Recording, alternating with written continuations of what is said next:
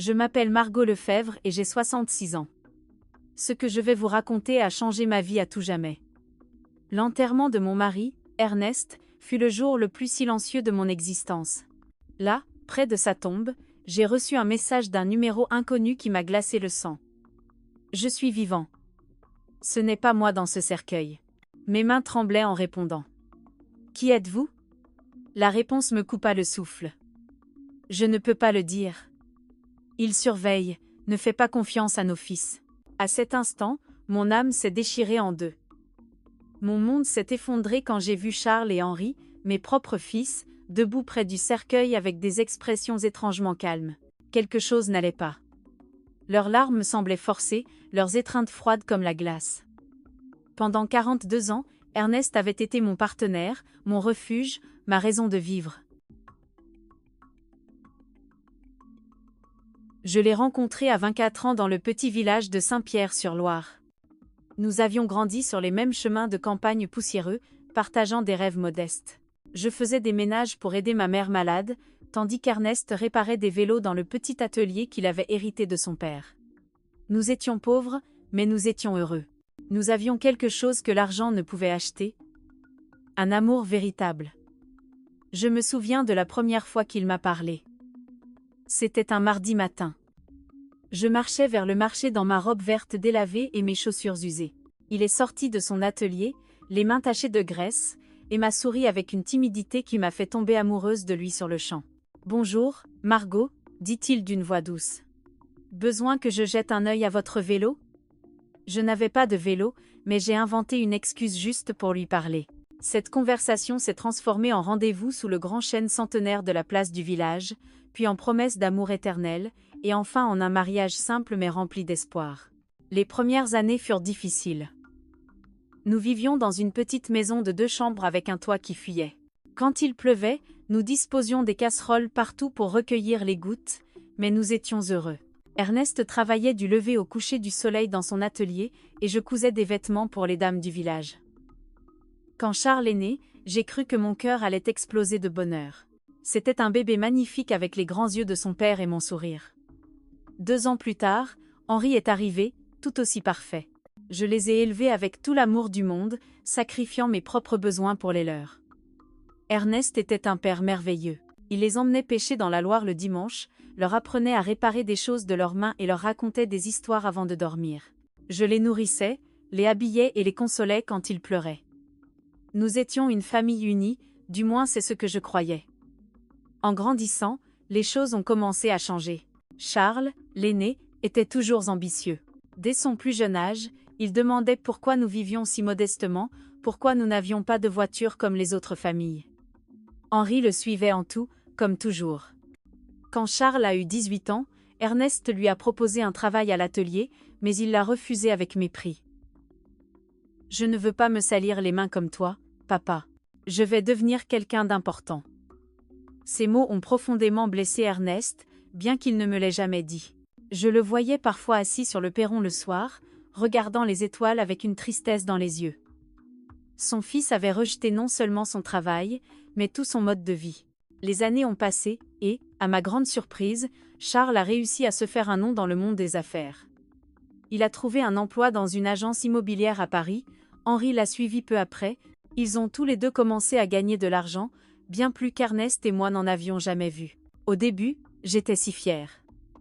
Mes fils avaient accompli ce que nous n'avions jamais pu faire, échappant à la pauvreté et se construisant une vie meilleure. Mais peu à peu, cette joie s'est transformée en tristesse. Les visites se sont raréfiées et les appels téléphoniques se sont raccourcis.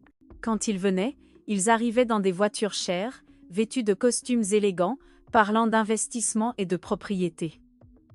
Ils nous regardaient avec un étrange mélange de pitié et de honte. « Maman », m'a dit Charles lors d'une de leurs visites sporadiques, « papa et toi devriez déménager dans un meilleur endroit.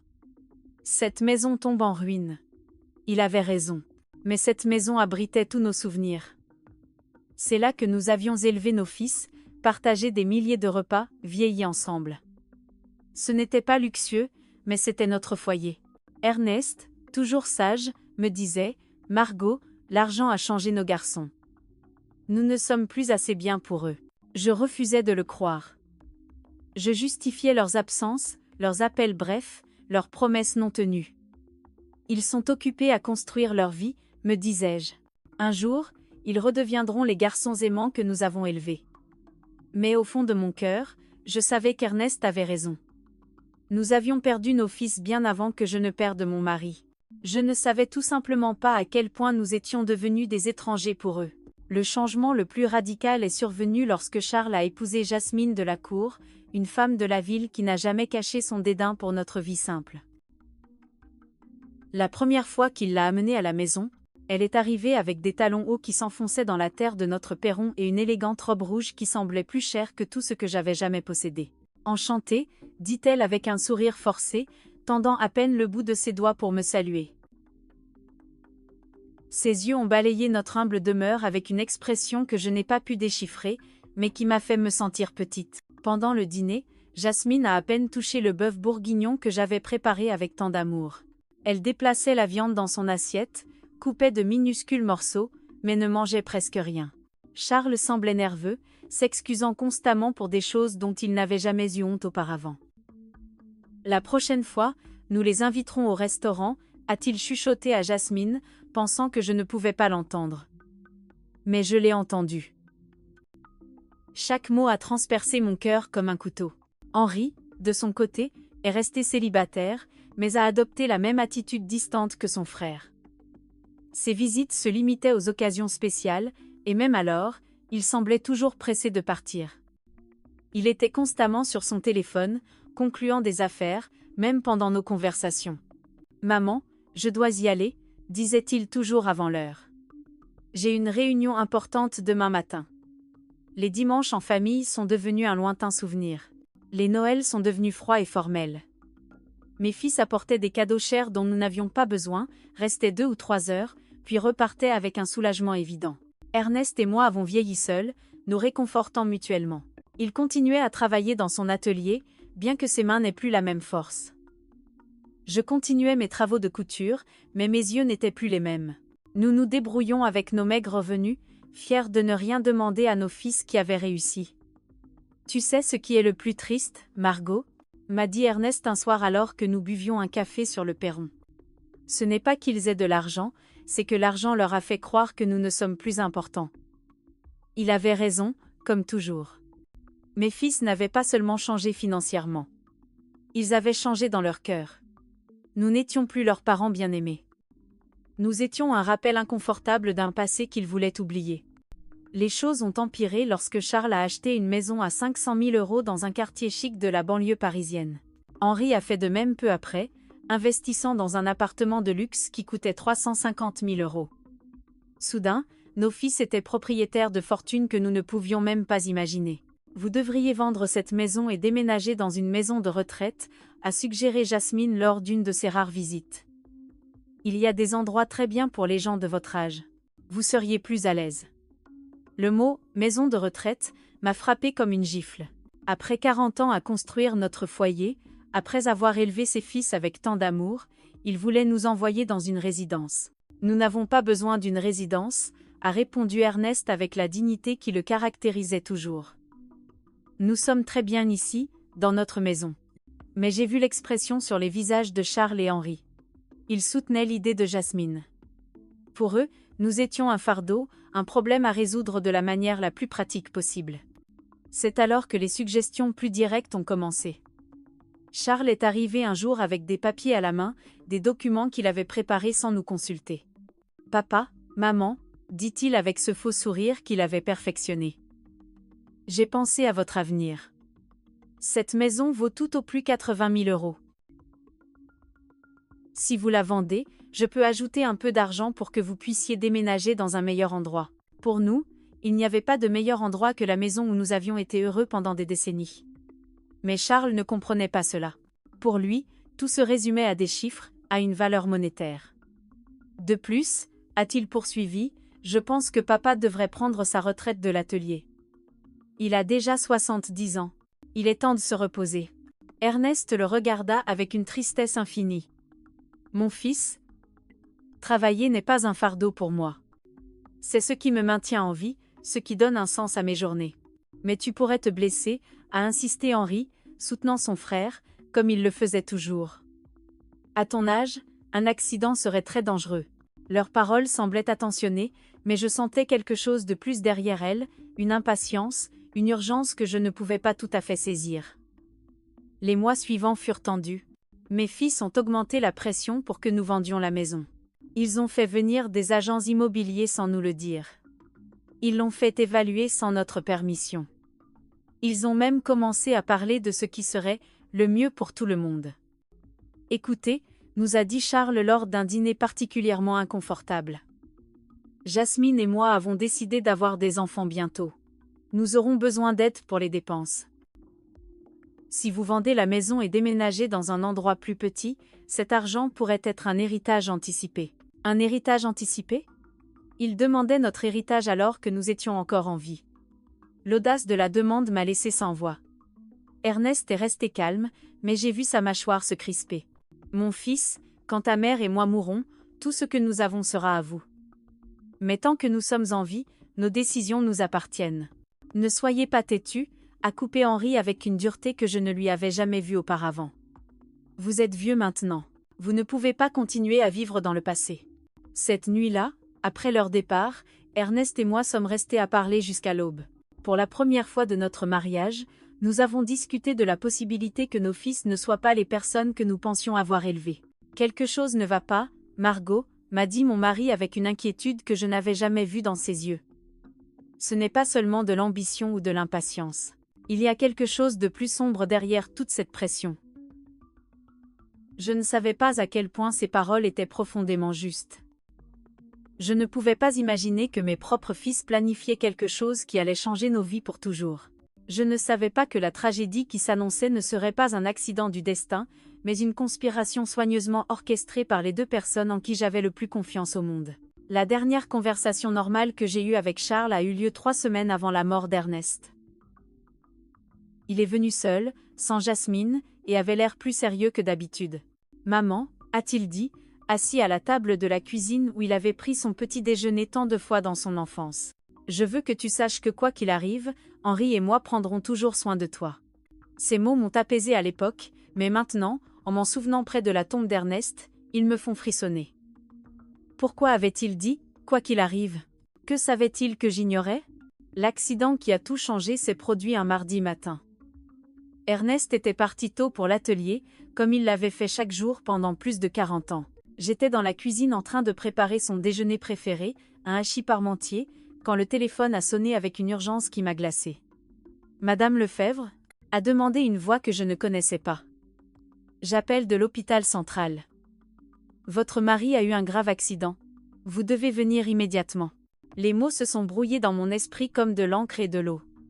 Le monde s'est arrêté. Mes jambes sont devenues cotonneuses, et j'ai dû m'agripper au cadre de la porte pour ne pas tomber.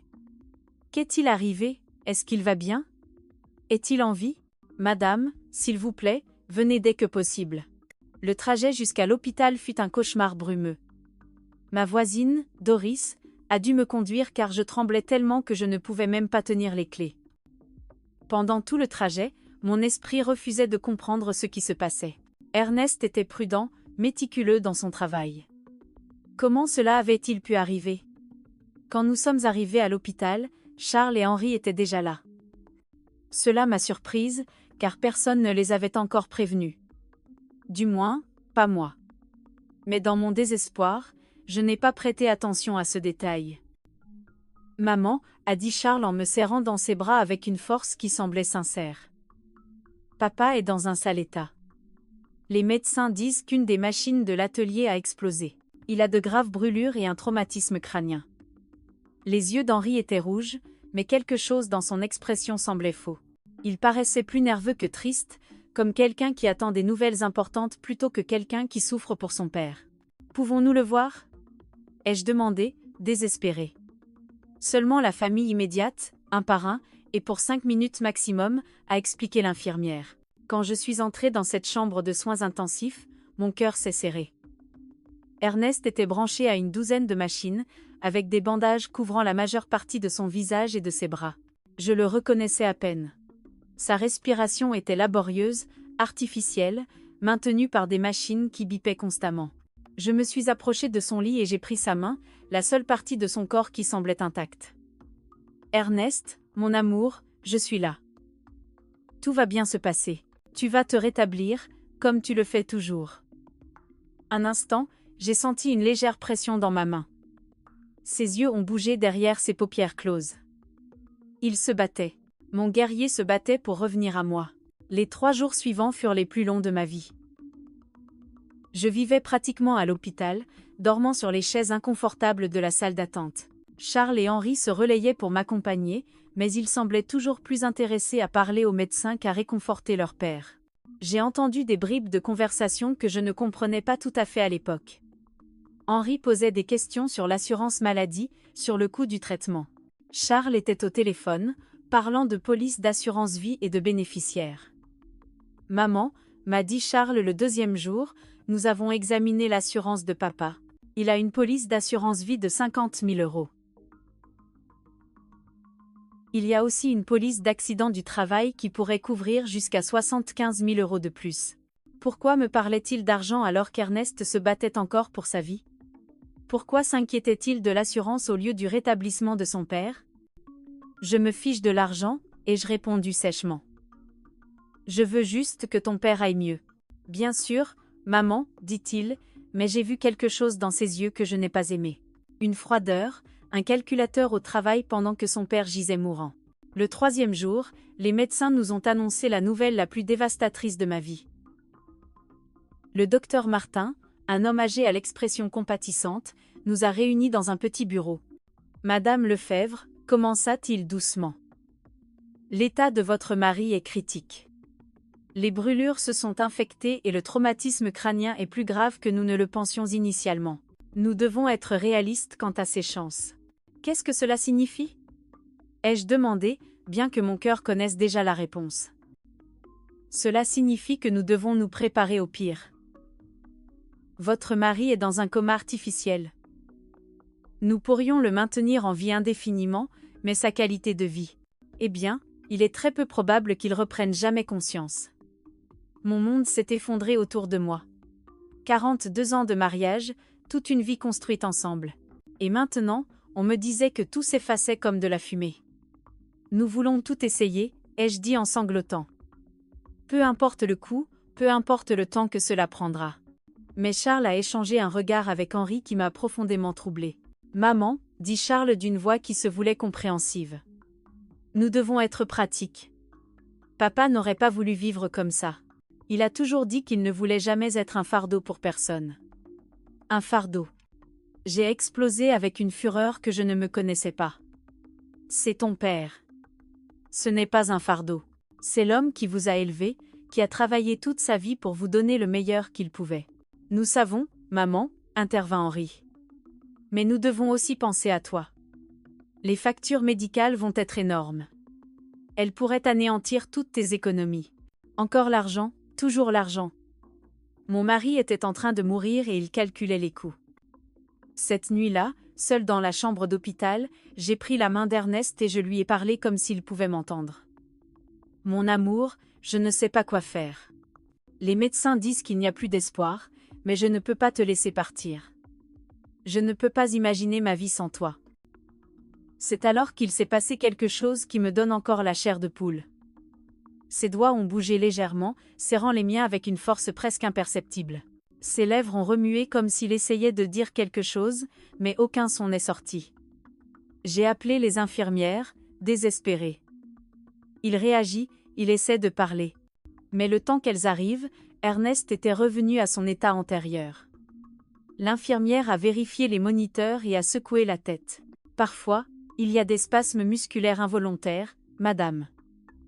Cela ne veut pas dire qu'il est conscient. Mais je savais ce que j'avais senti. Ernest avait essayé de communiquer avec moi. Il s'était battu pour me dire quelque chose d'important. 2 jours plus tard, aux premières heures du vendredi matin, les alarmes des machines se sont déclenchées. Les lumières ont clignoté.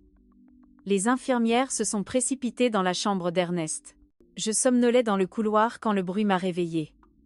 Non, non, non, ai-je crié en courant vers la chambre. Les médecins ont travaillé pendant 40 minutes pour tenter de le réanimer, mais ce fut inutile. À 4h37 du matin, Ernest a été officiellement déclaré mort. La douleur que j'ai ressentie à ce moment-là était physique, comme si mon cœur avait été arraché de ma poitrine. Je me suis effondrée près de son lit, serrant son corps encore chaud, refusant d'accepter qu'il était parti pour toujours. Charles et Henri sont arrivés à l'hôpital 1 heure après la mort de leur père. Ils semblaient préparés, comme s'ils attendaient l'appel. Ils ont apporté des papiers, des documents et des numéros de téléphone de pompes funèbres. Nous avons déjà parlé aux pompes funèbres de Saint-Pierre, m'a dit Charles alors que je pleurais encore de manière inconsolable. Ils peuvent venir chercher le corps ce matin. Nous avons aussi contacté l'assurance, a ajouté Henri. Le processus de réclamation est déjà en cours. Comment pouvait-il être si efficace, si organisé, si froid, à peine 1 heure après avoir perdu leur père? Quelque chose n'allait pas. Mais mon chagrin était si intense que je ne pouvais pas penser clairement. L'enterrement a été fixé pour le lundi suivant. Charles s'est occupé de tous les arrangements sans vraiment me consulter. Il a choisi le cercueil le plus simple, le service le plus court, comme s'il voulait en finir le plus vite possible. C'est ce que papa aurait voulu, a-t-il dit quand je me suis plainte de ne pas être incluse dans les décisions. Quelque chose de simple, sans chichi. Mais Ernest méritait mieux que cette hâte indécente de l'enterrer et de l'oublier. Le jour de l'enterrement est arrivé, nuageux et froid, comme si le ciel lui-même pleurait Ernest. Je portais ma seule robe noire, la même que j'avais portée pour l'enterrement de ma mère des années auparavant. Mes mains tremblaient tellement que Doris a dû m'aider à boutonner les petits boutons dans le dos. « Sois forte, Margot », a murmuré ma chère amie en me peignant soigneusement les cheveux. Ernest voudrait te voir forte. Mais je ne me sentais pas forte. Je me sentais vide, comme une coquille sans âme. 42 ans de mariage ne peuvent pas être enterrés si facilement. Chaque objet de la maison me rappelait à lui. Sa tasse de café sur la table, ses outils sur le perron, son oreiller qui gardait encore son odeur. Quand nous sommes arrivés au cimetière, j'ai été surprise par le peu de personnes présentes. Je m'attendais à voir plus de collègues d'Ernest de l'atelier, plus de voisins, plus de connaissances. Mais il n'y avait que Charles, Henri, Jasmine, Doris, moi et le curé. Pour un homme qui avait vécu 70 ans dans le même village, qui avait aidé tant de gens, l'enterrement semblait étrangement vide. Où sont les gars de l'atelier? Ai-je demandé à Charles. Nous ne voulions déranger personne, a-t-il répondu rapidement. Papa était une personne privée. Il aurait préféré quelque chose d'intime. Mais ce n'était pas vrai. Ernest aimait sa communauté. Il se souciait de ses voisins. Il aurait voulu qu'ils viennent lui dire au revoir. Pourquoi Charles avait-il décidé de tout faire de manière si secrète, si précipitée? Pendant le service, j'ai observé mes fils avec un étrange détachement émotionnel. Charles avait une expression solennelle appropriée pour l'occasion, mais ses yeux jetaient constamment des coups d'œil à sa montre. Henri semblait agité, comme s'il avait des choses plus importantes à faire. Jasmine vérifiait discrètement son téléphone derrière son voile noir.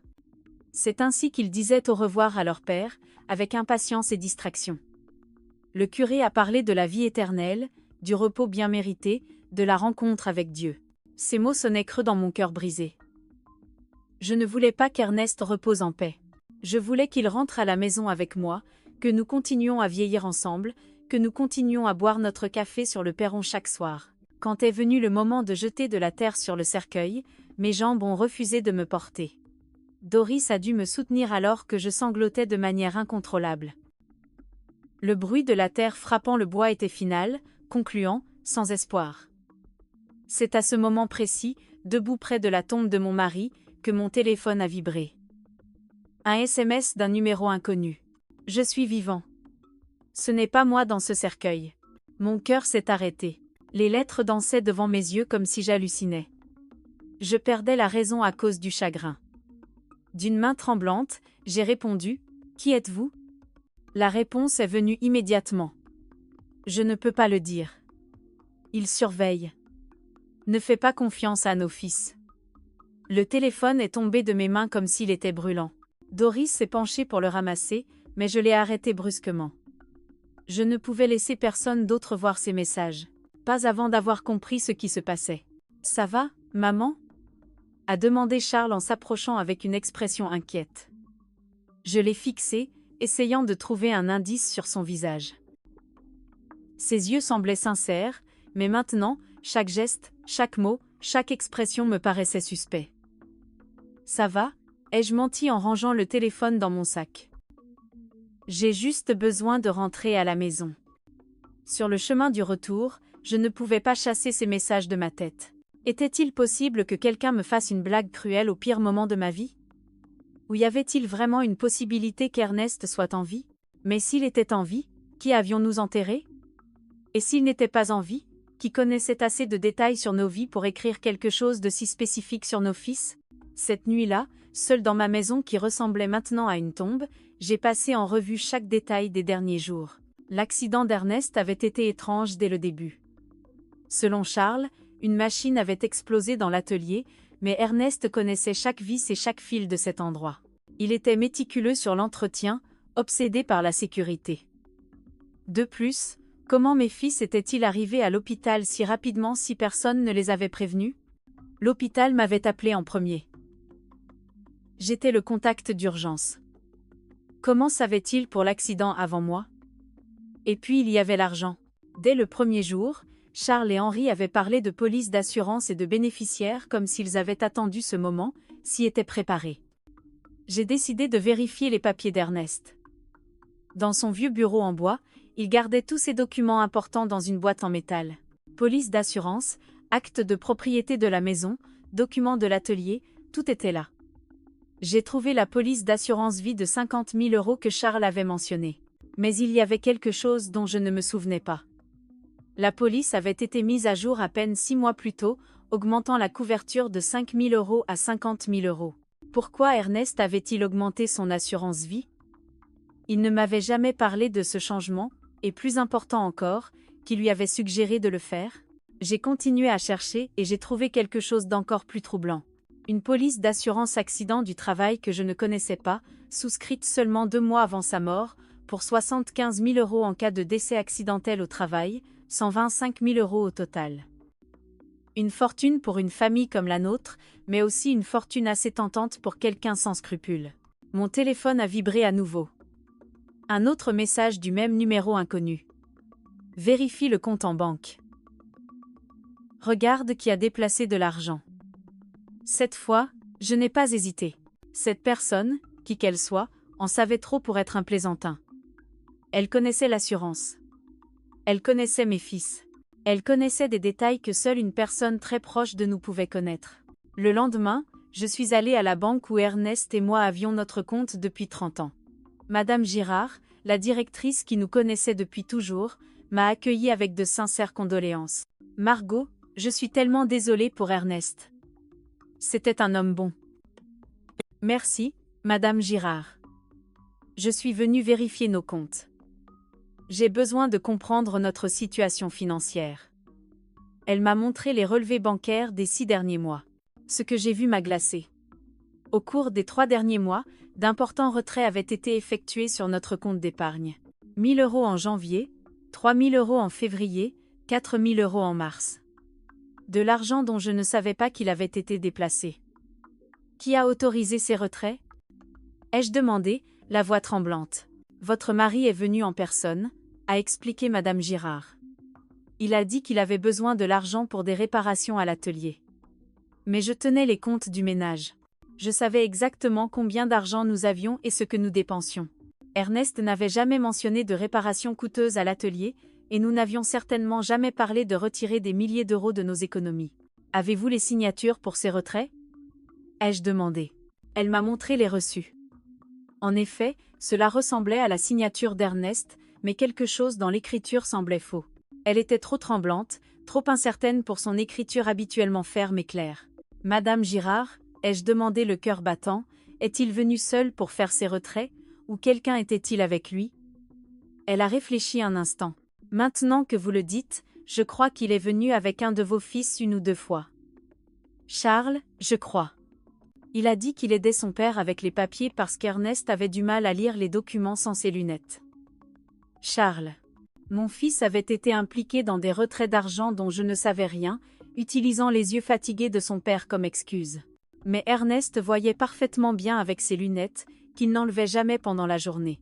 Cet après-midi-là, Alors que je regardais encore et encore les reçus de la banque, j'ai reçu un autre message. L'assurance était leur idée. Ils ont convaincu Ernest qu'il avait besoin de plus de protection pour toi. C'était un piège. Je ne pouvais plus nier les preuves qui s'accumulaient devant moi. Les polices d'assurance mystérieusement augmentées, les retraits d'argent non autorisés, la présence de Charles dans des transactions dont je ne savais rien. Son efficacité suspecte à organiser l'enterrement, sa froideur pendant l'agonie de son père. Mais la question qui me terrifiait était, s'ils avaient vraiment planifié la mort d'Ernest, comment l'avaient-ils fait, et qui m'envoyait ces messages? Comment cette personne en savait-elle autant sur ce qui s'était passé? Les jours suivants sont devenus un cauchemar de doutes et de suspicions. Chaque sourire de Charles, chaque étreinte d'Henri, chaque mot de condoléance me semblait être un masque cachant quelque chose de sinistre. Mais j'avais besoin de plus de preuves avant de pouvoir accepter une vérité aussi horrible que celle qui se dessinait dans mon esprit. Mon téléphone continuait de recevoir des messages du numéro mystérieux. Va à l'atelier d'Ernest. Regarde dans son bureau. Il y a des choses que tu n'as pas vues. J'ai décidé d'aller à l'atelier pour la première fois depuis l'accident.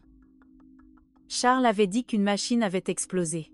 Mais en arrivant, j'ai trouvé quelque chose de complètement différent de ce à quoi je m'attendais.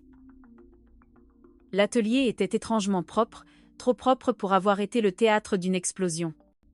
Il n'y avait aucune marque de brûlure sur les murs, aucun débris, aucun signe de la destruction qu'un accident aussi grave aurait dû causer. Où est la machine qui a explosé? Ai-je demandé à voix haute. J'ai cherché dans tout l'atelier et j'ai trouvé chaque machine à sa place, en parfait état de marche. Le poste à souder, le compresseur, la scie électrique, tout était intact. Quelle avait donc été la cause de l'accident? Dans le bureau d'Ernest, j'ai trouvé quelque chose qui m'a glacé le sang. Une note écrite de sa main, datée de 3 jours avant sa mort. Charles insiste pour que je prenne plus d'assurance. Il dit que c'est pour Margot. Mais quelque chose ne me semble pas juste. Je ne fais pas confiance à ses intentions. En dessous de cette note, il y en avait une autre. Henri m'a apporté des papiers à signer. Il dit que c'est pour moderniser l'atelier, mais je ne comprends pas de quoi il s'agit. Pourquoi toute cette hâte? Mon mari avait eu des soupçons. Il avait pressenti les mauvaises intentions de nos fils, mais il était mort avant de pouvoir me le dire. J'ai continué à chercher et j'ai trouvé une enveloppe scellée avec mon nom dessus. Je l'ai ouverte avec des mains tremblantes. C'était une lettre d'Ernest. Ma très chère Margot, si tu lis ceci, c'est que quelque chose m'est arrivé. Ces derniers mois, j'ai remarqué des changements étranges chez Charles et Henri. Ils s'intéressent trop à notre argent, aux assurances, à la vente de la maison. Jasmine leur met beaucoup de pression. Hier, Charles m'a dit que je devrais me soucier davantage de ma sécurité car à mon âge, tout accident pourrait être fatal. Je ne sais pas pourquoi, mais ces mots sonnaient comme une menace. Je t'aime, Margot. S'il m'arrive quelque chose, ne fais confiance à personne aveuglément, pas même à nos fils. La lettre est tombée de mes mains. Ernest avait pressenti sa propre mort. Il avait vu les signes que moi, aveuglé par l'amour maternel, j'avais ignorés. Ce soir-là, Charles est venu me rendre visite. Il est arrivé avec une bouteille de vin et un sourire qui me semblait maintenant complètement faux. « Maman, j'ai pensé à ton avenir », dit-il en se servant un verre sans me demander si j'en voulais un. L'argent de l'assurance. C'est déjà en cours.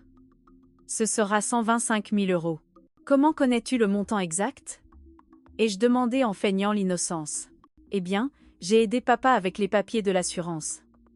Il voulait s'assurer que tu aies assez d'argent pour vivre confortablement. Un mensonge.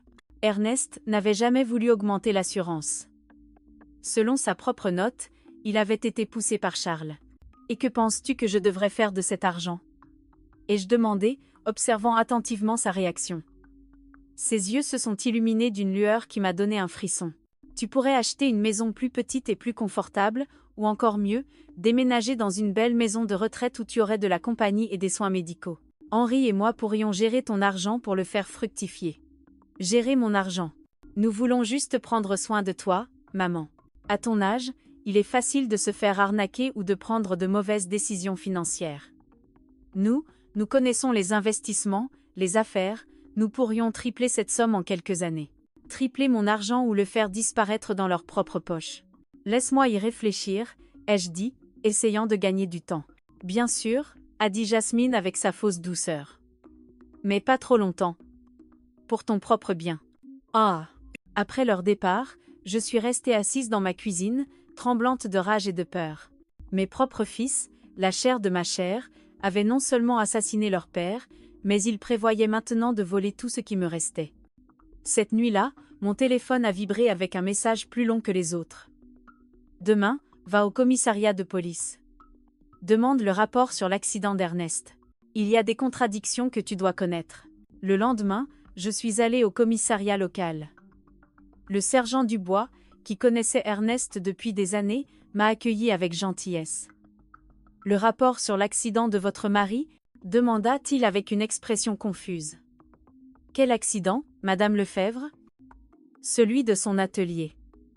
Quand la machine a explosé. » Le sergent a vérifié ses dossiers et a secoué la tête. « Nous n'avons aucun rapport d'explosion à l'atelier d'Ernest ici. En fait, nous n'avons aucun rapport d'accident du travail impliquant votre mari. » J'ai senti le monde vaciller sous mes pieds. Mais mon fils a dit que c'était un accident à l'atelier. C'est pour ça qu'il était à l'hôpital. Madame Lefebvre, votre mari est arrivé à l'hôpital mardi matin, mais pas à la suite d'un accident du travail. Selon le rapport médical que j'ai ici, il est arrivé inconscient avec des symptômes d'empoisonnement. Empoisonnement. Les médecins ont trouvé des traces de méthanol dans son sang. Une quantité suffisante pour provoquer la cécité, des lésions cérébrales et finalement la mort. L'hôpital aurait dû vous informer de cet empoisonnement. Ce n'était pas une explosion. Ce n'était pas un accident du travail. Quelqu'un avait délibérément empoisonné mon mari. Pourquoi personne ne m'a dit ça ? Ai-je demandé, la voix brisée. La famille immédiate, qui a signé les papiers de l'hôpital, a demandé que l'information reste confidentielle pour éviter les spéculations inutiles. Ils ont dit que vous étiez trop fragile émotionnellement pour gérer les détails techniques. La famille immédiate. Charles et Henri avaient caché la véritable cause de l'état d'Ernest, inventé l'histoire de l'explosion et manipulé tout le monde, y compris moi, pour couvrir un meurtre. Madame Lefebvre, a poursuivi le sergent, si vous avez des soupçons sur les circonstances de la mort de votre mari, nous pourrions ouvrir une enquête formelle. J'avais plus que des soupçons. J'étais certaine que mes propres fils avaient assassiné leur père pour de l'argent. Cet après-midi-là, Henri est rentré à la maison avec un bouquet de fleurs et le même faux sourire que Charles. « Comment vas-tu, maman ? Tu as l'air fatiguée. »« Monsieur. »« Ça va ?» ai-je menti, observant chacun de ses gestes sous une nouvelle perspective. « Je pense juste à l'avenir. C'est bien ? Charles et moi avons discuté. Nous pensons que tu devrais vendre la maison bientôt, pendant que le marché immobilier est favorable. Pourquoi cette précipitation ? Eh bien, les vieilles maisons perdent vite de la valeur et tu as besoin de liquidités. Les frais d'obsèques, les factures médicales en attente. Encore des mensonges. L'enterrement avait été bon marché, presque insultant, et il n'y avait pas de factures médicales en attente car l'assurance hospitalière les avait couvertes. Henri, ai-je dit en le regardant droit dans les yeux.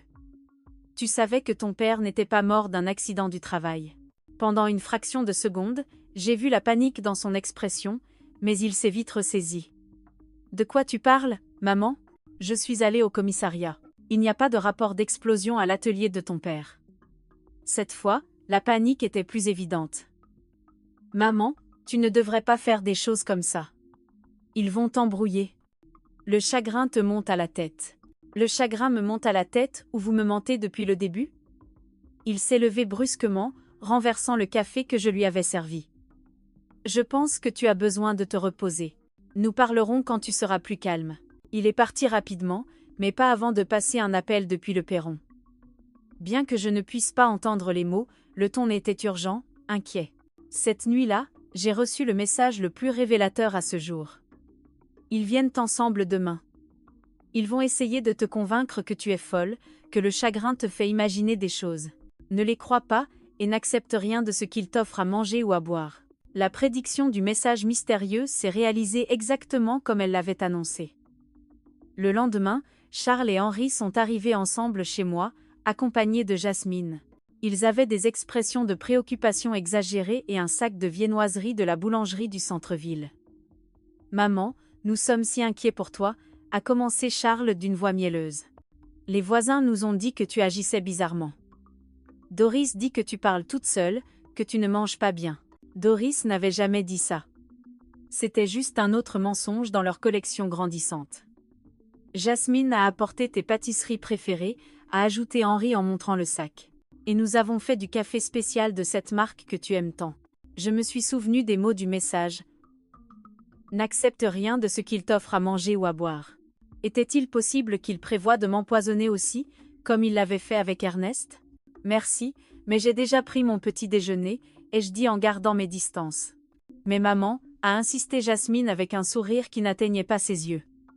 Tu dois manger correctement, tu as beaucoup maigri depuis la mort de papa, d'Ernest. Je vais bien, ai-je répété fermement. Charles a échangé un regard significatif avec Henri. C'était le même regard qu'ils avaient partagé à l'hôpital lorsque le médecin nous avait donné le pronostic d'Ernest. Maman, a dit Charles en s'asseyant plus près de moi. Nous voulons te parler de quelque chose d'important. Henri et moi avons consulté des médecins au sujet de ton comportement récent. Mon comportement? Oui. Les questions étranges que tu poses, les visites au commissariat, cette obsession pour des détails insignifiants sur papa. C'est normal après une si grande perte, mais ça peut être dangereux si ce n'est pas traité. Henri a hoché la tête gravement. Nous avons parlé au docteur Allègre.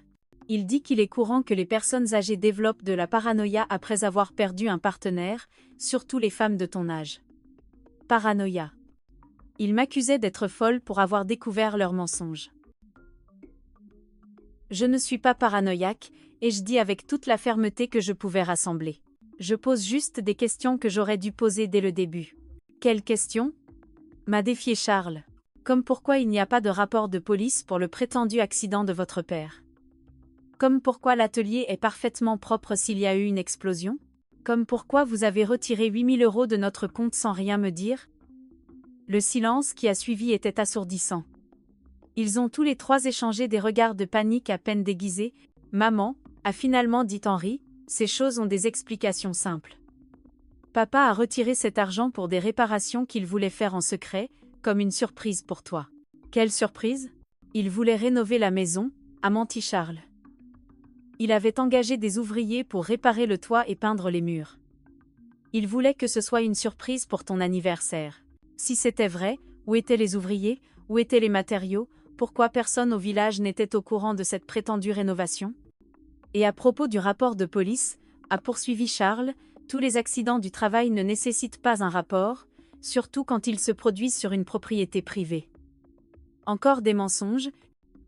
Le sergent Dubois avait été très clair. Tout accident du travail avec des blessures graves nécessite un rapport officiel. Maman, est intervenue Jasmine d'une voix douce mais condescendante. Nous voulons juste prendre soin de toi. C'est pourquoi nous avons pensé qu'il serait préférable que tu déménages dans un endroit avec une attention médicale spécialisée. Une maison de retraite, une résidence de soins spécialisée, a corrigé Charles, pour les personnes qui traversent un deuil compliqué. Ils ont des psychologues, des infirmières, des activités pour t'occuper. Oh! Et pendant ce temps, a ajouté Henri, nous pouvons nous occuper de vendre la maison, de gérer l'argent de l'assurance, toutes ces choses compliquées que tu ne devrais pas avoir à gérer dans ton état actuel. Voilà, le plan complet. Me déclarer mentalement inapte, me mettre dans une résidence et prendre le contrôle de tout mon argent. D'abord, ils avaient assassiné Ernest pour l'argent de l'assurance, et maintenant ils voulaient me voler aussi. Et si je refuse? Leur ai-je demandé. Pourquoi refuserais-tu? A demandé Charles avec un sourire qui m'a glacé le sang. Nous ne voulons que ce qui est le mieux pour toi. Parce que c'est ma maison. C'est ici que j'ai construit ma vie avec Ernest. C'est ici que je vous ai élevé. Maman, a dit Henri avec un soupir exagéré. Tu ne peux pas vivre éternellement dans le passé. Papa est parti. Tu dois l'accepter et aller de l'avant. Je l'ai accepté, mais ça ne veut pas dire que je vais brader ma vie et mon argent. Le masque de l'inquiétude a commencé à se fissurer sur les visages de mes fils. Charles s'est levé brusquement. Très bien. Si tu n'écoutes pas la raison, nous devrons prendre des mesures plus drastiques. Qu'est-ce que ça veut dire? Ça veut dire que nous pouvons entamer une procédure légale pour te faire déclarer mentalement inapte, une mise sous tutelle. Nous avons des témoins de ton comportement erratique. Nous avons des témoignages de médecins qui confirment que tu souffres de paranoïa sénile. Des médecins? Quels médecins? Je n'ai parlé à aucun médecin de mon état mental. Le docteur Allègre a déjà signé un rapport préliminaire, a ajouté Henri. Il dit que d'après nos descriptions de ton comportement, il est probable que tu aies besoin de soins spécialisés. Un médecin qui ne m'avait jamais examiné avait signé un rapport sur mon état mental en se basant uniquement sur ce que mes fils lui avaient dit. Combien leur avait-il coûté d'acheter cette fausse évaluation? Donc, tu peux coopérer volontairement? A poursuivi Charles. Ou nous pouvons le faire légalement. Mais de toute façon, tu vas obtenir l'aide dont tu as besoin. C'était une menace directe. Si je ne leur cédais pas mon argent volontairement, ils utiliseraient le système judiciaire pour me le voler. J'ai besoin de temps pour y réfléchir, leur ai-je dit, essayant de gagner du temps. Bien sûr, a dit Jasmine avec sa fausse douceur. Mais pas trop de temps. Pour ton propre bien. Après leur départ, je suis restée assise dans ma cuisine, tremblante de rage et de peur. Mes propres fils, la chair de ma chair, avaient non seulement assassiné leur père, mais ils prévoyaient maintenant de voler tout ce qui me restait. Cette nuit-là, mon téléphone a vibré avec un message plus long que les autres. Margot, c'est Stéphane Cartier, un détective privé. Ernest m'a engagé 3 semaines avant de mourir parce qu'il se méfiait de Charles et Henri. Ils l'ont empoisonné avec du méthanol mélangé dans son café du matin. J'ai des preuves audio de leur conversation, planifiant tout. Demain à 15h, allez au café du coin. Asseyez-vous à la table du fond. J'y serai. Enfin, j'allais savoir qui m'envoyait ces messages, et plus important encore, j'aurais la preuve dont j'avais besoin pour obtenir justice pour la mort de mon mari. Mais je savais aussi que je n'avais pas beaucoup de temps. Charles et Henri avaient montré leur jeu. Si je n'agissais pas vite, je finirais enfermée dans une résidence pendant qu'ils dépenseraient l'argent qui avait coûté la vie à Ernest. La guerre avait commencé. Et même si j'étais une femme de 66 ans contre 2 hommes sans pitié, j'avais quelque chose qu'ils n'avaient pas, la vérité. Et la vérité, tôt ou tard, trouve toujours un moyen de sortir. Cette nuit-là, pour la première fois depuis la mort d'Ernest, j'ai souri. Parce que je savais que mon mari n'était pas mort en vain. Sa prudence, son instinct, sa décision d'engager un détective privé allait me permettre d'obtenir justice. Charles et Henri avaient sérieusement sous-estimé leur mère. Ils étaient sur le point de découvrir qu'une femme qui se bat pour la mémoire de son mari assassiné est une force plus puissante que toute leur cupidité réunie. Le lendemain est arrivé, rempli de nervosité et d'anticipation. Je me suis habillée avec soin, choisissant ma robe violette la plus sérieuse, celle que je portais pour les occasions importantes. Si j'allais rencontrer l'homme qui pouvait me donner les réponses dont j'avais besoin, je voulais être prête à toute révélation. À 14h30, j'ai marché vers le café du coin avec des pas déterminés mais prudents. Chaque ombre semblait suspecte. Chaque personne dans la rue pouvait être un espion envoyé par mes fils. La paranoïa dont ils m'avaient accusé commençait à me sembler justifiée. Le café était modérément plein. Je suis allée directement à la table du fond, comme on me l'avait indiqué. J'ai commandé une tisane à la camomille et j'ai attendu, les mains tremblant légèrement sur la table en bois usé. Exactement à 15h, un homme d'une 50aine d'années s'est approché de ma table. Il était grand, les cheveux grisonnants, avec des yeux intelligents et une expression sérieuse mais bienveillante. Il portait un dossier marron sous le bras.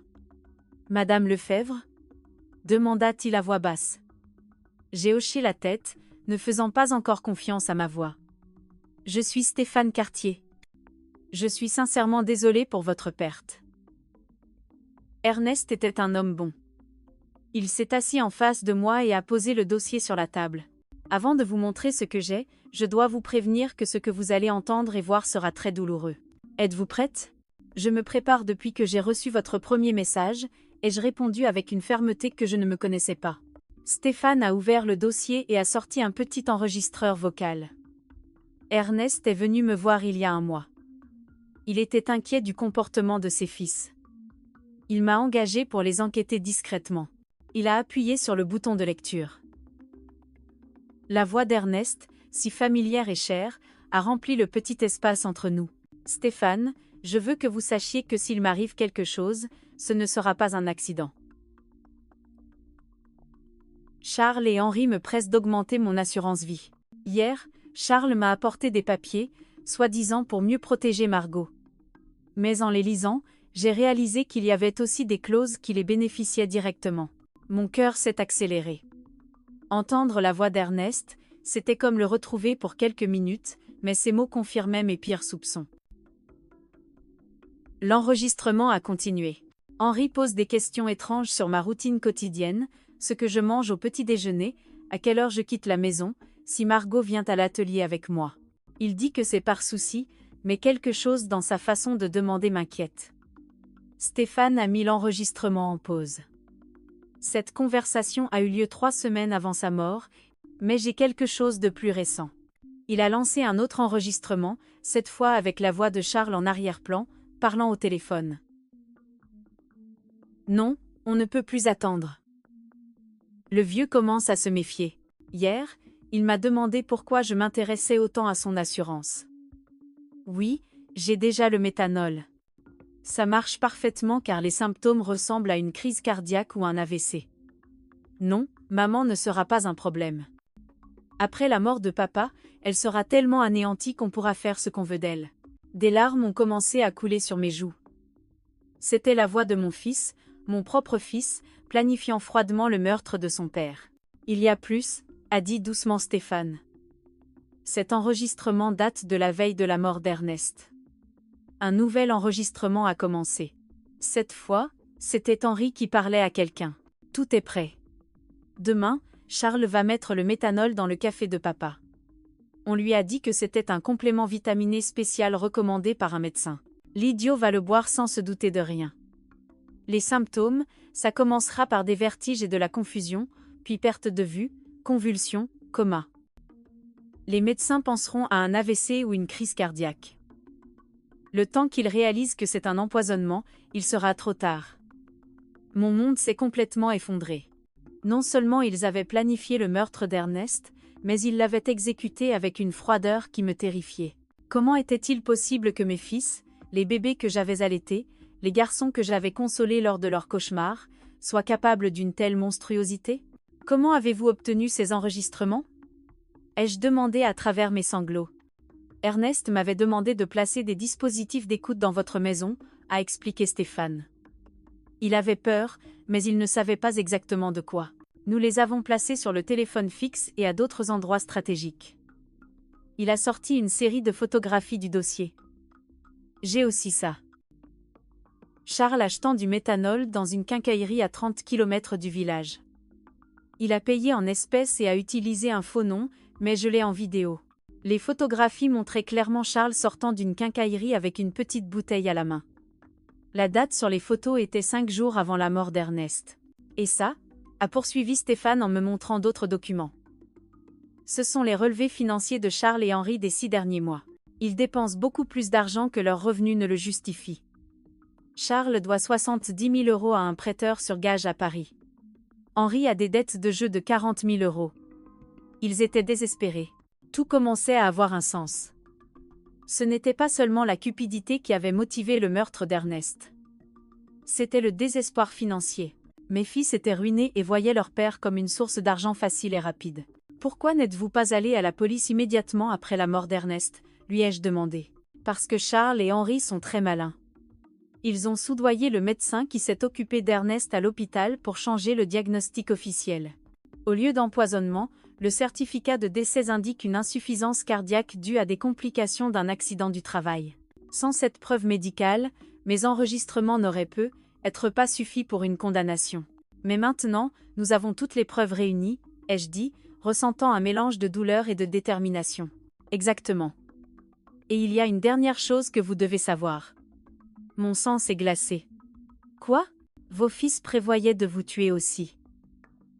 Stéphane a joué un dernier enregistrement, cette fois avec les voix de Charles et Henri ensemble. Une fois qu'on aura l'argent de l'assurance de papa, il faudra aussi se débarrasser de maman, disait Charles. On ne peut pas risquer qu'elle se méfie ou que quelqu'un d'autre lui mette des idées en tête. Comment? Demandait Henri. Pareil qu'avec papa. Mais cette fois, on peut faire passer ça pour un suicide par dépression. Une veuve qui ne peut pas vivre sans son mari. Personne ne se posera de questions. Et l'argent? On est ses seuls héritiers. Tout serait à nous.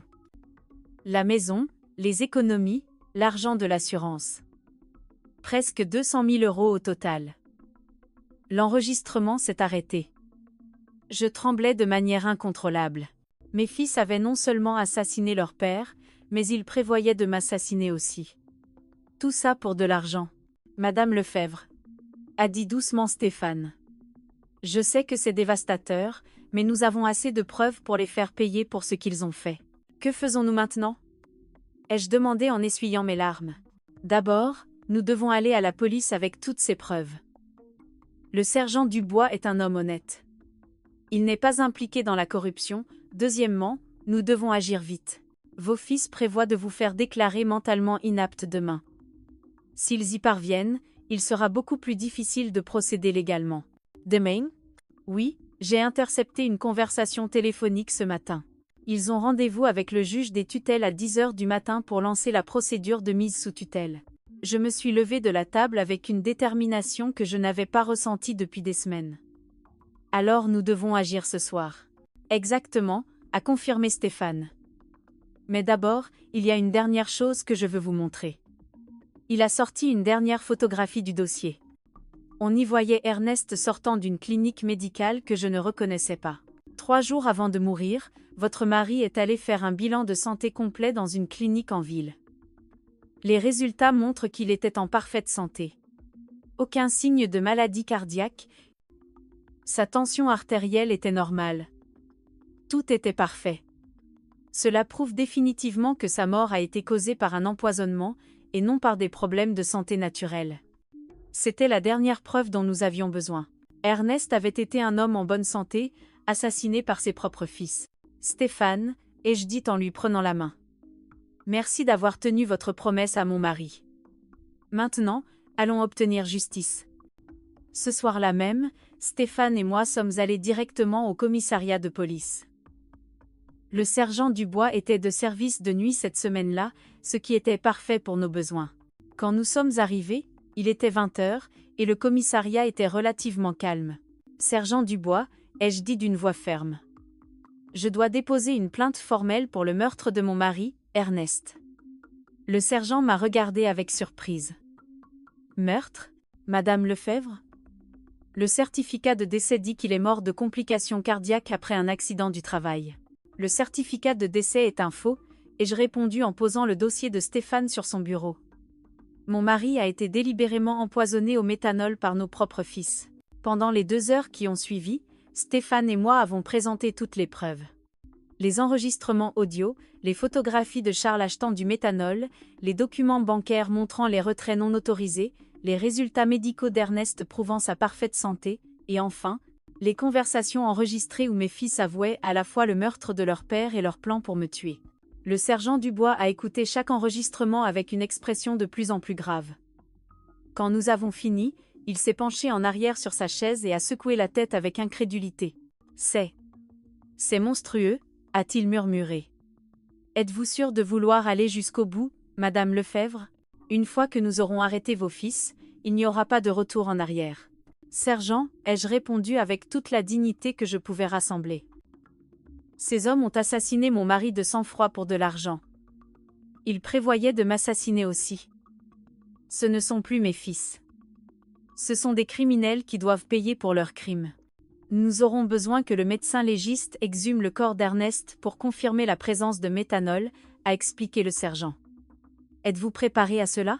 Faites tout ce qui est nécessaire, ai-je répondu sans hésiter. Le sergent Dubois a immédiatement appelé le procureur de la République.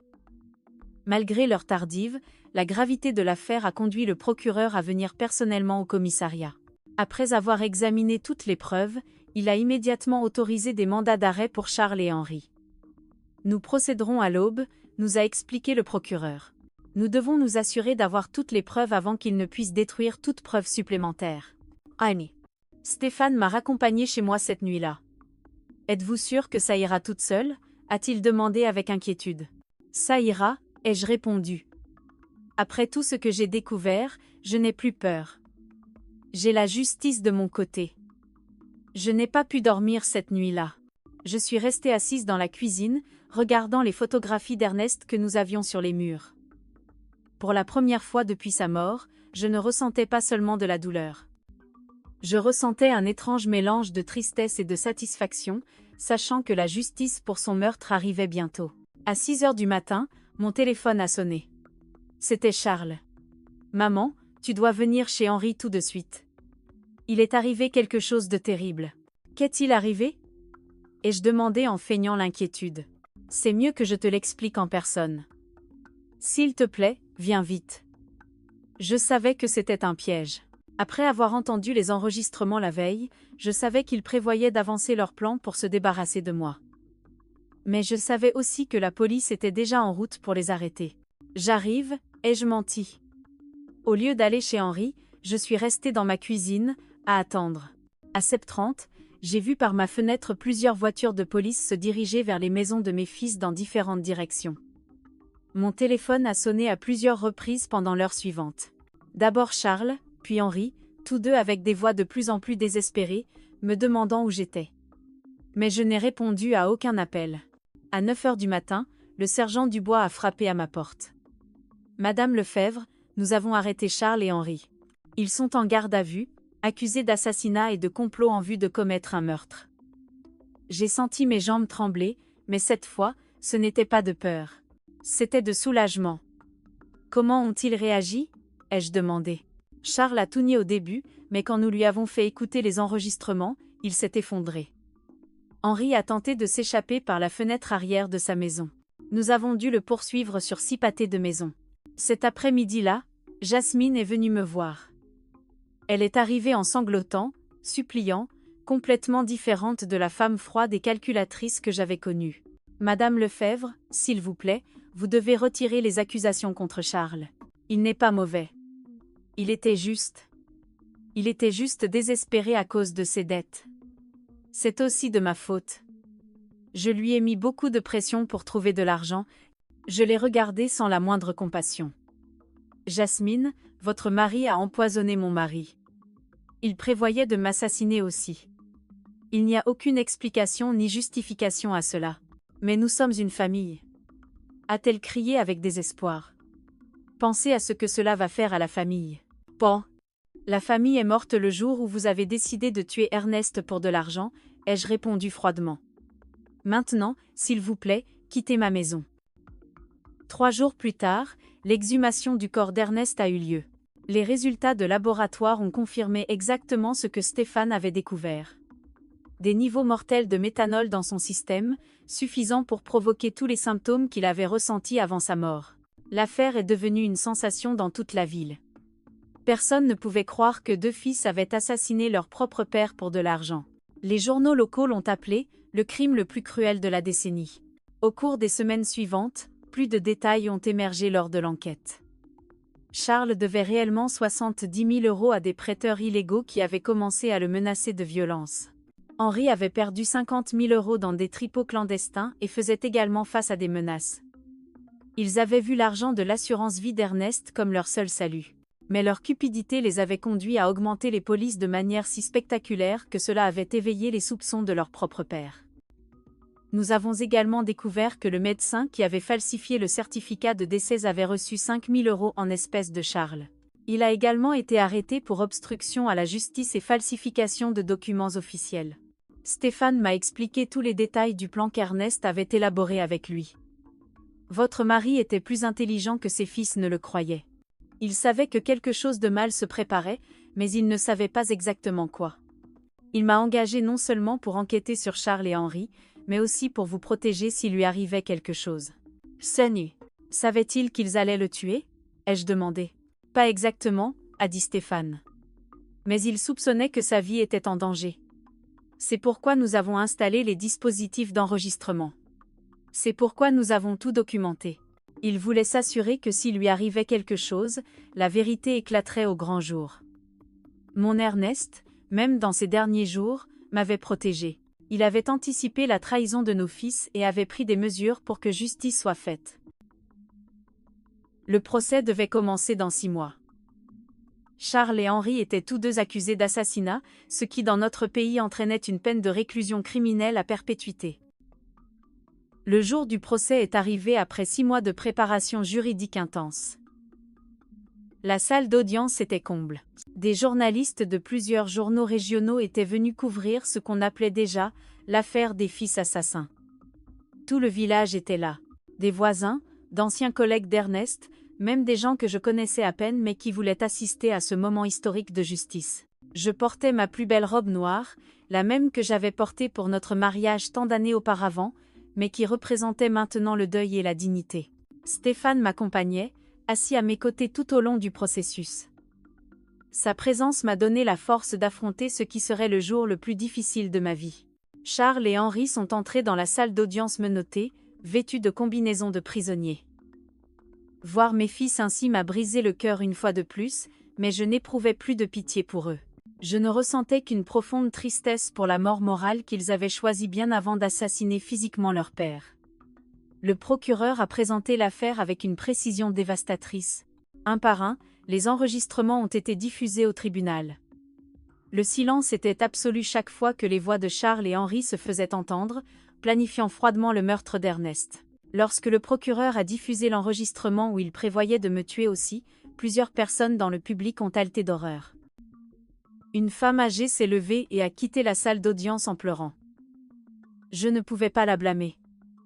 Il était difficile de digérer une telle cruauté. Mesdames et messieurs les jurés, a déclaré le procureur lors de sa déclaration liminaire, ce n'est pas une affaire ordinaire de cupidité familiale. C'est une affaire de préméditation froide et calculée où 2 hommes ont décidé d'assassiner le père qui les avait élevés avec amour et sacrifice, simplement parce qu'ils avaient besoin d'argent pour payer leurs dettes de jeu et leurs prêts irresponsables. Les avocats de Charles et Henri ont tenté de présenter une défense basée sur des circonstances désespérées et des influences extérieures, mais les preuves étaient accablantes. Les enregistrements ne mentaient pas. Les documents bancaires ne mentaient pas. Les preuves médico-légales du méthanol dans le corps d'Ernest ne mentaient pas. Quand ce fut mon tour de témoigner, je me suis dirigée vers la barre avec des jambes tremblantes mais l'esprit clair. J'attendais ce moment depuis des mois. Madame Lefebvre, m'a demandé le procureur, pouvez-vous nous dire comment était votre relation avec vos fils avant le meurtre de votre mari? Je pensais avoir une bonne relation avec eux, ai-je répondu en regardant directement Charles et Henri. Je les ai élevés avec amour. J'ai tout sacrifié pour leur bien-être. Leur père a travaillé du lever au coucher du soleil pour leur donner le meilleur que nous pouvions. Je n'ai jamais imaginé que cet amour et ce sacrifice deviendraient la raison de son meurtre. À un moment donné, avez-vous soupçonné qu'il pouvait faire du mal à votre mari? Non. C'est la partie la plus douloureuse de tout cela. Je leur faisais entièrement confiance. Quand ils m'ont dit qu'Ernest avait eu un accident à son atelier, je les ai crus. Quand ils ont organisé l'enterrement si rapidement, j'ai pensé qu'ils étaient efficaces dans leur deuil. Je n'ai jamais imaginé qu'ils couvraient un meurtre. Charles a baissé la tête pendant mon témoignage. Henri m'a regardé avec défi, mais j'ai vu des larmes dans ses yeux. Trop tard pour les larmes. Trop tard pour les regrets. Le moment le plus dramatique du procès est survenu lorsque le procureur a décidé de diffuser l'enregistrement complet de la conversation où il planifiait mon propre meurtre. La voix de Charles a rempli la salle d'audience. Une fois qu'on aura l'argent de l'assurance de papa, il faudra aussi se débarrasser de maman. On ne peut pas risquer qu'elle se méfie. Un murmure d'horreur a parcouru l'assistance.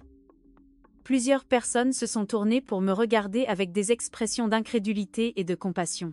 Qu'avez-vous ressenti en entendant cet enregistrement pour la première fois? M'a demandé le procureur.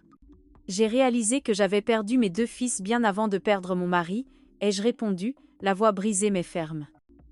Les bébés que j'ai allaités, les enfants que j'ai consolés dans leurs cauchemars, étaient morts et avaient été remplacés par 2 étrangers capables de n'importe quelle cruauté pour de l'argent. La défense a tenté de me contre-interroger, suggérant que j'avais être mal interprété les intentions de mes fils, que être le chagrin m'avait fait exagérer les preuves, mais les enregistrements parlaient d'eux-mêmes. Stéphane a également témoigné, expliquant en détail comment Ernest l'avait engagé parce qu'il avait peur de ses propres fils. Il a décrit chaque étape de l'enquête, chaque preuve recueillie, chaque moment enregistré qui révélait la vérité. Le médecin légiste a présenté les résultats de l'exhumation, confirmant la présence mortelle de méthanol dans le corps d'Ernest. Il a expliqué comment ce poison agit lentement, provoquant exactement les symptômes que mon mari avait ressentis avant de mourir. Après 3 jours de témoignages dévastateurs, les plaidoiries finales sont arrivées. Le procureur a été écrasant. Charles et Henri ne sont pas des victimes des circonstances. Ce sont des prédateurs qui ont vu leurs propres parents comme des obstacles financiers à éliminer. Ils ont planifié, exécuté et dissimulé le meurtre d'Ernest et prévoyaient de faire de même avec Margot. Ils ne méritent pas la compassion. Ils méritent la justice.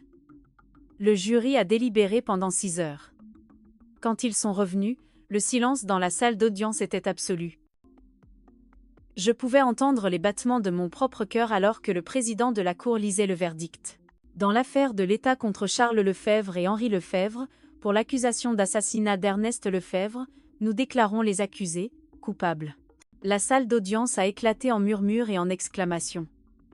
Charles s'est effondré sur sa chaise, comprenant enfin l'ampleur de ce qu'il avait fait. Henri est resté rigide, regardant droit devant lui sans expression. Pour l'accusation de complot en vue de commettre un meurtre contre Margot Lefebvre, nous déclarons les accusés culpables. Le juge a procédé immédiatement à la sentence. Charles Lefebvre et Henri Lefebvre, pour le meurtre prémédité de votre père et le complot pour assassiner votre mère, je vous condamne à la réclusion criminelle à perpétuité, avec une période de sûreté de 22 ans. Quand j'ai entendu ces mots, j'ai senti un poids gigantesque se soulever de mes épaules. Justice. Enfin, il y avait justice pour Ernest. Après le procès, beaucoup de gens sont venus m'embrasser et m'exprimer leur soutien. Doris a pleuré avec moi, non pas de tristesse, mais de soulagement. Margot, Ernest peut reposer en paix maintenant, m'a-t-elle chuchoté. Ce soir-là, je suis retournée à ma maison, qui me semblait maintenant différente. Ce n'était plus un lieu de douleur et de trahison. C'était à nouveau mon foyer, l'endroit où Ernest et moi avions été heureux pendant 42 ans. Stéphane est venu me rendre visite une semaine après le procès.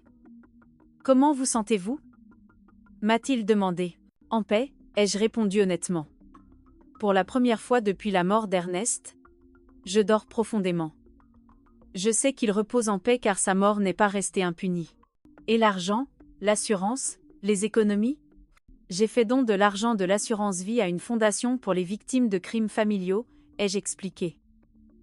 Cet argent était taché de sang. Je n'aurais jamais pu l'utiliser. Mes économies personnelles suffisent à vivre modestement pour le reste de mes jours. 6 mois après le procès, j'ai reçu une lettre de la prison. C'était de Charles.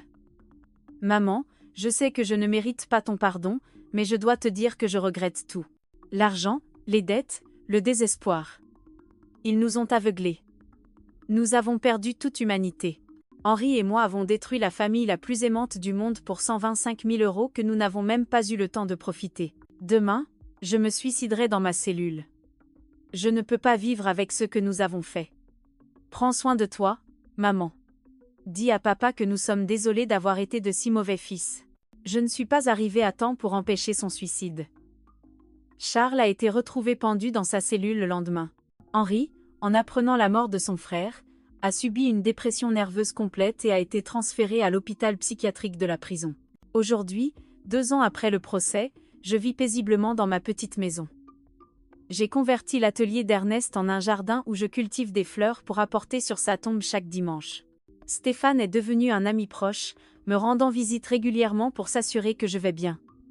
Parfois, les voisins me demandent si mes fils me manquent. La réponse est compliquée. Les enfants qu'ils étaient me manquent, mais ces enfants sont morts bien avant Ernest. Les hommes qu'ils sont devenus n'étaient pas mes fils. C'étaient des étrangers qui partageaient mon sang, mais pas mon cœur. J'ai appris que la vraie famille n'est pas définie par le sang, mais par l'amour, la loyauté et le respect mutuel. Ernest a été ma vraie famille pendant 42 ans. Les amis qui m'ont soutenu pendant le procès sont ma famille maintenant.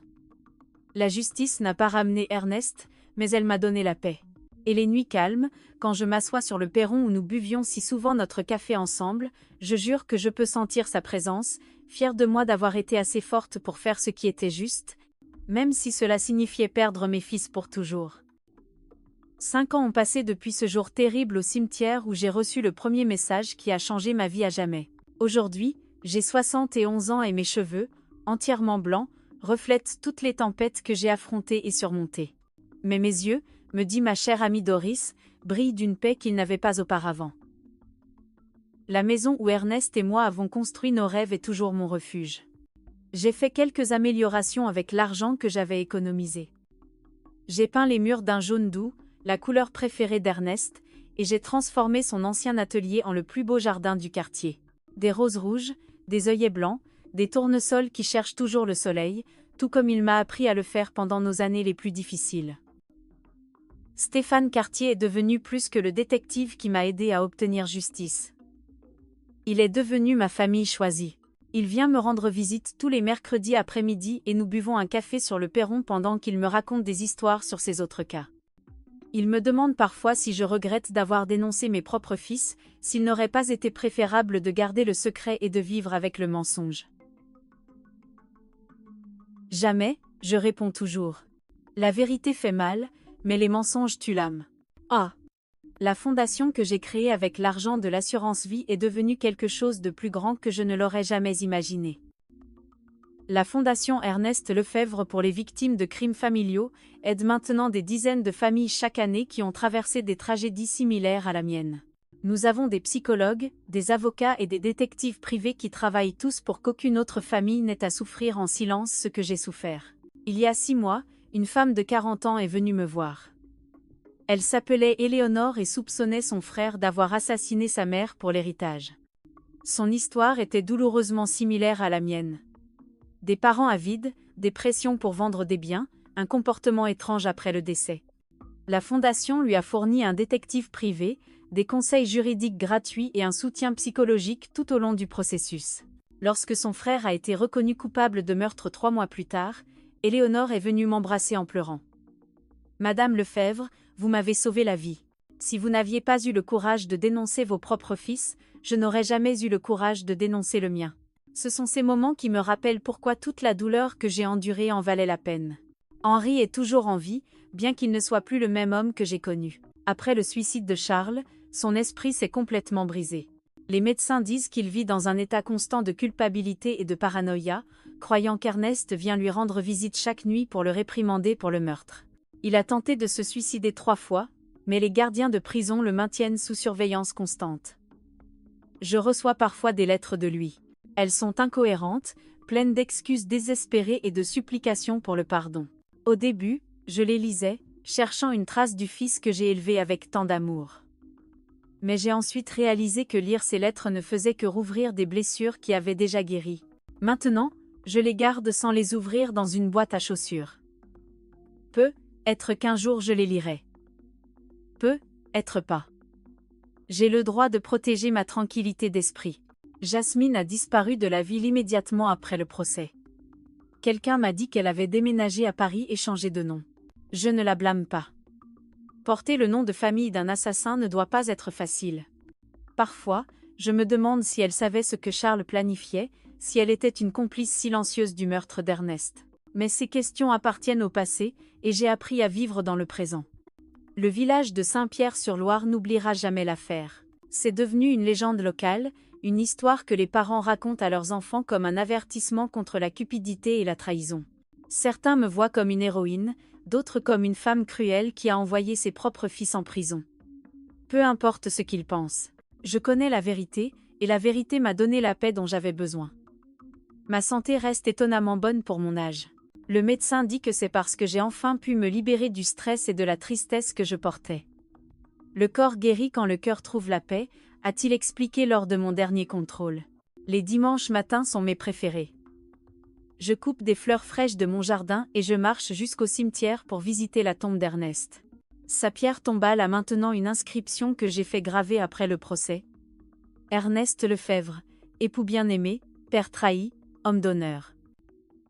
Son amour fut plus fort que sa mort. Je lui raconte tout ce qui s'est passé pendant la semaine. Je lui parle de la fondation, des familles que nous avons aidées, des lettres de remerciement que je reçois de personnes qui ont trouvé la justice grâce à notre histoire. Je jure que je peux sentir son approbation dans le vent qui fait bouger les feuilles des arbres voisins. Tu sais ce qui est le plus étrange, mon amour ? Ai-je dit lors de ma dernière visite. Je ne ressens plus de douleur quand je pense à Charles et Henri. Je ne ressens que de la pitié. pitié parce qu'ils avaient tout l'amour du monde et qu'ils ont choisi la haine. Ils avaient une famille qui les adorait et ils ont choisi la trahison. Ils avaient l'occasion d'être des hommes d'honneur comme toi et ils ont choisi d'être des meurtriers. La semaine dernière, une journaliste de la ville est venue m'interviewer pour un documentaire sur les crimes familiaux. Elle m'a demandé s'il y avait quelque chose que je voulais dire à d'autres personnes qui pourraient vivre des situations similaires. La famille n'est pas une excuse pour le crime, ai-je répondu. L'amour n'est pas aveugle. L'amour avec des limites est le véritable amour. Si quelqu'un qui dit vous aimer est capable de vous faire du mal pour de l'argent ou par commodité, cette personne ne vous aime pas vraiment. Et il n'est jamais, jamais trop tard pour chercher la justice, peu importe qui est le coupable. Cette année, pour le 5e anniversaire de la mort d'Ernest, j'ai organisé une cérémonie spéciale en sa mémoire. Plus de 200 personnes sont venues, des voisins, des membres de la fondation, des familles que nous avons aidées, les autorités locales. C'était beau de voir comment sa mort, qui a commencé comme une tragédie, était devenue une force pour le bien dans tant de vies. Stéphane a prononcé un discours émouvant. Ernest Lefebvre est mort à cause de la cupidité de ses fils. Mais son héritage perdure dans chaque famille qui trouve la justice grâce au courage de sa femme. Le mal a tenté de détruire son histoire, mais le bien l'a transformée en espoir pour les autres. Le soir, avant de m'endormir, je sors parfois les vieilles photographies de l'époque où Charles et Henri étaient enfants. Je les vois jouer dans le jardin, serrer leur père dans leurs bras, rire avec moi lors des Noëls passés. Je m'autorise à pleurer pour ces enfants innocents qui ont existé un jour, avant que la cupidité ne les corrompe complètement. Mais je ne pleure plus pour les hommes qu'ils sont devenus. Ces hommes-là ont choisi leur destin. Mon histoire a fini par être plus grande que ma tragédie personnelle. Elle est devenue un symbole que la justice est possible, même lorsqu'elle vient des sources les plus inattendues. Une veuve de 66 ans a prouvé que la vérité est plus puissante que les mensonges, que le véritable amour est plus fort que la trahison, et qu'il n'est jamais trop tard pour faire ce qui est juste. Demain, c'est mercredi, et Stéphane viendra prendre le café, comme toujours. Je lui préparerai sa pâtisserie préférée et lui parlerai des lettres de remerciement arrivées cette semaine. Ensuite, nous travaillerons ensemble dans le jardin, plantant de nouvelles fleurs pour le printemps. La vie continue, plus simple, mais plus authentique qu'auparavant. J'ai appris que la vraie famille ne réside pas dans le sang partagé, mais dans des valeurs partagées, un respect mutuel et un amour qui ne se transforme jamais en mal. Ernest, où que tu sois, j'espère que tu sais que j'ai tenu la promesse que je t'ai faite près de ta tombe ce jour terrible. J'ai trouvé la vérité. J'ai cherché la justice. Et j'ai transformé notre douleur en espoir pour les autres. Ta mort n'a pas été vaine, mon amour.